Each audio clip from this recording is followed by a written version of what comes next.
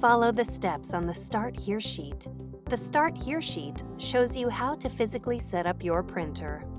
When you get here, install your printer software.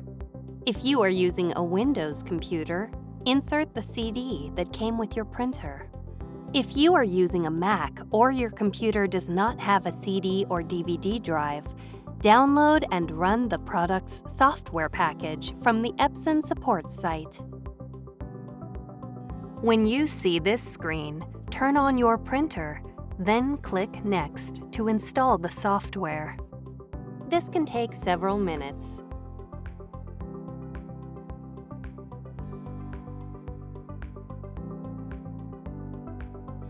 When you see this screen, select the wireless network option and click Next.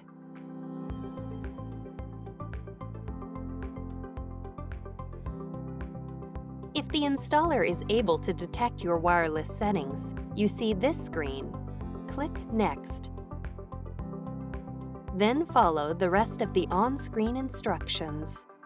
The installer will automatically connect the product to your network, and your setup is now complete. If the installer is unable to detect your wireless settings, you see this screen. Select the Enter Network Name and Password Manually option and click Next. Click Next. When you see this screen, look at your printer's control panel. Tap the Home icon. Tap this icon, then tap Router. Tap Start Setup, then tap Wi-Fi Setup Wizard. Tap your network's name, then tap the Enter Password field. Next, enter your wireless password. If your password contains upper or lowercase letters, be sure to enter them in the correct case. Tap this icon to enter uppercase letters, or this icon to enter numbers or symbols. Tap Space to enter a space. Tap this icon to delete characters. When you're done entering your password, tap OK, then tap Start Setup. Your printer is connected to your wireless network. Follow the rest of the instructions on the computer screen to complete wireless setup.